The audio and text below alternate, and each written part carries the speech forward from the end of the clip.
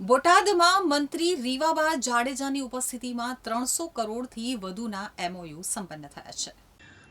બોટાદ જિલ્લા vibrant Gujarat regional કોન્ફરન્સનું Botad શહેરના Gadhada road ખાતે આવેલ ખાનગી ફાર્મમાં આયોજન કરવામાં આવ્યું હતું। તો આજરોજ યોજાયેલા કોન્ફરન્સમાં બોટાદ જિલ્લા પ્રભારી મંત્રી રીવાબા જાડેજા સહિત બોટાદ જિલ્લા વહીવટી વિભાગના કલેક્ટર તેમજ બોટાદ જિલ્લાના ઉદ્યોગકારો હાજર રહ્યા હતા। યોજાયેલા આ કોન્ફરન્સમાં બોટાદ જિલ્લામાં રોજગારીની તકો વધે અને બોટાદ શહેરમાં ઉદ્યોગોનો પણ વિકાસ થાય તેવા શુભ હેતુ સાથે અગાઉ પણ બોટાદ જિલ્લા ખાતે વાઇબ્રન્ટ બોટાદ અંતર્ગત ઉદ્યોગપતિઓ દ્વારા એમઓયુ કરવામાં આવેલ હતા, જે અંતર્ગત આજરોજ બોટાદ જિલ્લાના કુલ 11 ઉદ્યોગપતિઓ દ્વારા 300 કરોડના એમઓયુ કરવામાં આવેલ। આજના આ કાર્યક્રમ દરમિયાન અલગ અલગ ઉદ્યોગપતિઓ સાથે જિલ્લાના અલગ અલગ વહીવટી વિભાગના મુખ્ય અધિકારીઓ દ્વારા એમઓયુ કરેલ, જેના કારણે આગામી દિવસોમાં બોટાદ જિલ્લામાં અનેક એવા લોકો કે જેમની પાસે રોજગાર નથી તેવા લોકોને રોજગારની તક મળશે, જેના કારણે ઉદ્યોગોનો પણ વિકાસ થશે। ત્યારે આજરોજ યોજાયેલા આ કાર્યક્રમ દરમિયાન રાજ્યના શિક્ષણ મંત્રી અને બોટાદ જિલ્લા પ્રભારી મંત્રી રીવાબા જાડેજાના હસ્તે શિક્ષણ સહાય યોજના અંતર્ગત શાળાઓને ચેક વિતરણ કરવામાં આવ્યા હતા। ત્યારે આજરોજ યોજાયેલા કોન્ફરન્સ અંતર્ગત રીવાબા જાડેજા દ્વારા બોટાદ જિલ્લામાં થયેલ એમઓયુ તેમજ બોટાદના વિકાસ અંતર્ગત વિસ્તૃત માહિતી આપતા જણાવ્યું હતું કે રાજ્ય સરકાર દ્વારા ઉદ્યોગોનો વિકાસ થાય અને લોકોને રોજગાર મળે તેવા હેતુસર આ પ્રમાણેના કાર્યક્રમનું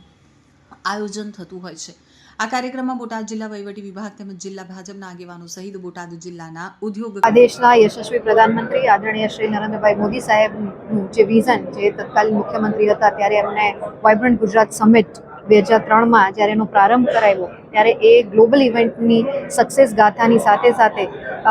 ઉદ્યોગ સાહસિકતા ફક્ત મેટ્રો સિટીઝ પૂરતા સીમિત ના રહે, પરંતુ સ્થાનિક લેવલના જે ઉદ્યોગ સાહસિકો છે એમને પણ એક ગ્લોબલ લેવલનું મંચ પ્રદાન કરવામાં આવે એ હેતુસર જ્યારે મહેસાણા ખાતે આ રિજનલ કોન્ફરન્સનો પ્રારંભ થયો ત્યારે એના જ સવિશેષ ભાગરૂપે આજે બોટાદ જિલ્લામાં રિજનલ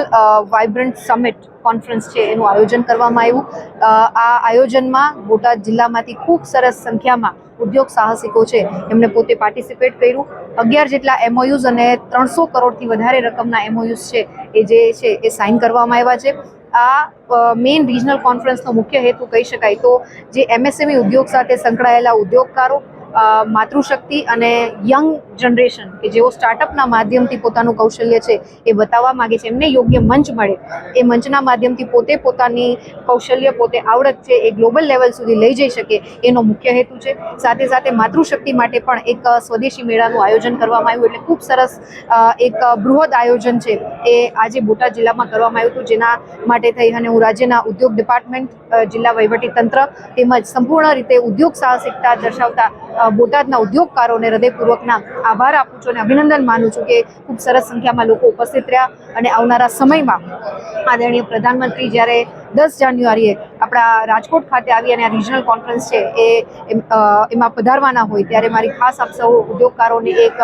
અપીલ પણ છે કે આ મેક્સિમમ સંખ્યામાં આપણું જે કૌશલ્ય હોય, બોટાદનું જે એસન્સ છે એ આપણે ગ્લોબલ લેવલ સુધી લઈ જાય અને વોકલ ફોર લોકલ અને લોકલ ફોર ગ્લોબલનો જે આપણો કન્સેપ્ટ છે, આત્મનિર્ભર ભારતની આપણે વાત કરીએ છીએ અને વિકસિત ભારત, જ્યારે વિકસિત ગુજરાતથી વિકસિત ભારતની પરિકલ્પના હોય એને સાકાર કરવામાં આપણું કૌશલ્ય છે એ બતાવીએ, એ જ અભ્યર્થના આપ સૌને કરું છું।